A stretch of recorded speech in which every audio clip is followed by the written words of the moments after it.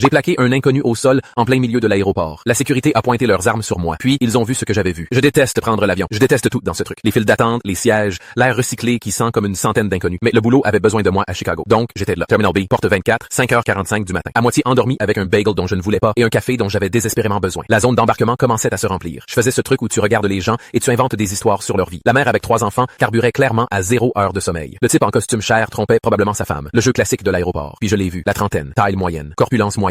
Rien de spécial chez lui sauf sa façon de se tenir. Trop immobile, trop alerte. Toutes les autres étaient détendues, sur leur téléphone, en train de lire des livres. Lui scannait, observait. Sa main droite n'avait pas quitté sa veste depuis que je l'avais remarqué. Et sa mâchoire était tellement serrée que je pouvais voir les muscles tressaillir à 6 mètres de distance. Quelque chose dans mes tripes me disait que c'était pas normal. J'ai essayé de l'ignorer. Impossible. Je l'ai observé pendant 5 minutes. Je me suis dit que je devenais fou, que je faisais le portrait robot d'un mec au hasard parce qu'il avait l'air nerveux. Peut-être qu'il avait peur de l'avion. Peut-être qu'il avait reçu une mauvaise nouvelle. Peut-être que j'avais besoin de plus de sommeil et de moins de paranoïa. Mais ensuite, il a commencé à bouger, lentement, délibérément, vers la porte où les gens faisaient de la queue pour embarquer. Sa main toujours dans sa veste. Je me suis levé, j'ai laissé mon sac, j'ai commencé à le suivre sans même décider de le faire. Mon cœur battait à toute rompre. Je n'avais pas de plan, aucune idée de ce que je faisais. Il s'est arrêté près d'une famille. Mère, père, 2 petites filles avec des sacs à dos roses assortis. Il riait de quelque chose, complètement inconscient. Il était à 1 mètre derrière eux. Sa main commençait à sortir de sa veste. J'ai vu comment il serrait quelque chose. J'ai vu du métal, juste un flash, argenté. Mon cerveau s'est arrêté de fonctionner. Mon corps, non. Je courais avant de savoir ce que je faisais. Sprint complet à travers le terminal. Quelqu'un a crié. Je n'ai pas entendu quoi. Je me suis juste jeté sur lui. On s'est écrasé sur le sol ensemble. Son épaule a heurté en premier, puis sa tête. J'ai atterri sur son dos. Je l'ai entendu grogner. Je l'ai senti essayer de se retourner. J'ai attrapé son bras droit et je l'ai tordu derrière lui. Je me suis accroché de toutes mes forces. Les cris ont commencé immédiatement. Des gens qui couraient, des enfants qui pleuraient, des annonces coupées en plein milieu. La sécurité nous a plaqués tous les deux. Ils ne savaient pas qui était de la menace. Ils s'en fichaient. Ils nous ont séparés. Ils m'ont jeté sur le ventre, genoux dans le dos, armes pointées sur ma tête. Ne bougez pas. Je n'aurais pas pu bouger même si je l'avais voulu. J'étais cloué, tremblant, fonctionnant à l'adrénaline pure. Puis j'ai entendu un des agents crier. Il a une arme. Un couteau. Il a un couteau. J'ai levé la tête juste assez pour les voir le sortir de sa veste. Une lame d'au moins 20 cm. Le genre qu'on voit dans les magasins de chasse. L'agent qui la tenait l'a fixée, puis m'a fixé. L'arme pointée sur ma tête s'est abaissée. Le genou s'est retiré de mon dos. Quelqu'un m'a remis debout. Vous avez vu ça? J'ai hoché la tête. J'ai vu assez. La sécurité m'a gardé pendant presque 3 heures. Questions, paperasse, encore plus de questions. Je leur ai dit que je ne savais rien avec certitude. Je ne le connaissais pas. Je ne savais pas ce qu'il prévoyait. J'ai juste vu quelque chose qui ne semblait pas normal. Et j'ai agi. Un des agents a dit que c'est plus que ce que la plupart des gens font. Ils m'ont laissé partir vers 9h30. Je suis retourné dans le terminal en ayant l'impression d'avoir couru un marathon. C'est là que j'ai vu la famille. Ils avaient attendu 3 heures. La mère m'a dit plus tard qu'ils avaient refusé de partir avant de pouvoir me remercier. Même porte, même sac à dos rose sur les petites filles. La mère m'a repéré en premier. Elle s'est levée. Elle a commencé à marcher vers moi rapidement. Pendant 1 seconde, j'ai cru qu'elle était en colère. Puis elle m'a attrapé, m'a serré dans ses bras comme si j'étais de la famille, pleurant sur mon épaule. Merci, merci, merci. Le père était derrière elle, m'a serré la main avec ses 2 mains. Il ne pouvait pas parler. Les 2 petites filles ont couru vers moi. L'aînée m'a regardé et a dit: "Maman a dit que tu es un héros." Je ne me sentais pas comme un héros. Je me sentais juste fatigué, mais je lui ai quand même souri. Je suis juste un gars qui fait attention. J'ai raté ma réunion à Chicago. Mon patron était furieux jusqu'à ce que je lui dise pourquoi. Maintenant qu'il raconte l'histoire à tout le monde lors des dîners d'entreprise. Je déteste toujours prendre l'avion, mais maintenant je surveille toujours la foule, juste au cas où.